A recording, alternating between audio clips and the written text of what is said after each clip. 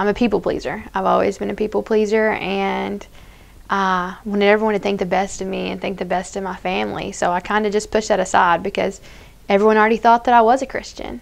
So the easiest thing for me to do was, when it was time for altar calls and stuff, I would pray, or I would pretend to pray for everyone else in the church. I would pray that if there was anyone who wasn't a Christian today, that they would accept God. And it wasn't until a year later, when I was 13, that I finally realized that I can't pray for anyone else until I pray for myself. And I accepted Christ then, where I had prayed for everyone else for so long, and I had ignored the fact that I didn't need God. I kind of felt like a new person.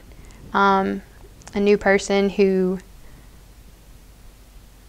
had a new spirit. Like, I was totally on fire. I was, once I was able to face the fact that it doesn't matter what everyone else thinks, and by telling everyone, hey, this is when I finally accepted Christ, I just felt new, and I felt like God was in control of my life completely, and with Him I could overcome the fact of trying to please everyone else and just live solely for Him. My parents went through a nasty divorce, and it lasted until today. I mean, it's still going on right now. And there's been times when they were back together and when they wasn't together.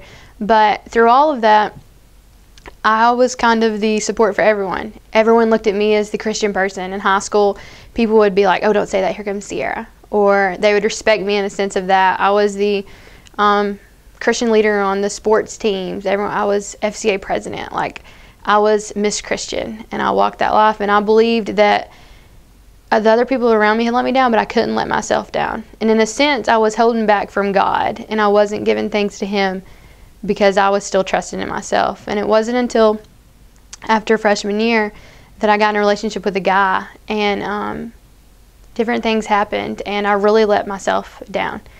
And it took me hitting rock bottom to turn back to God and realized what God's redemption really was, and how He can really save us, and how even though everyone here on earth can let us down, our moms can let us down, our dads can let us down, our teachers, our siblings, our best friends, our boyfriends or girlfriends, everyone can let us down, but there's only one person who can't, and that's God.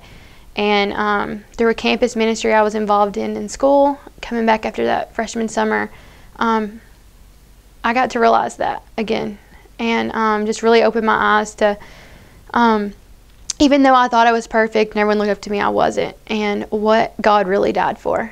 And that includes me, a person who was let down with everyone and then finally let down by herself.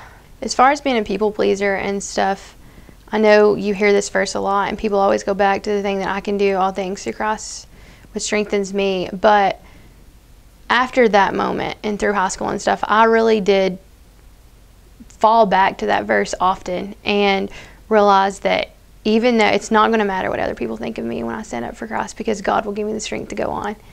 And in places when I had trouble with that and stuff, I would look to Psalms 121, and it says, where does your help come from? And it says, your help comes from the Lord, the maker of heaven and earth.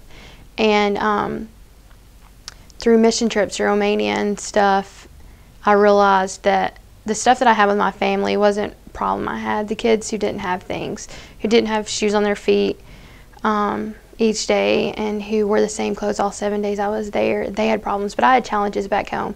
And with me, I brought those verses back home and really hung close to the whole chapter of Psalms 121, and it brought me through a lot of things.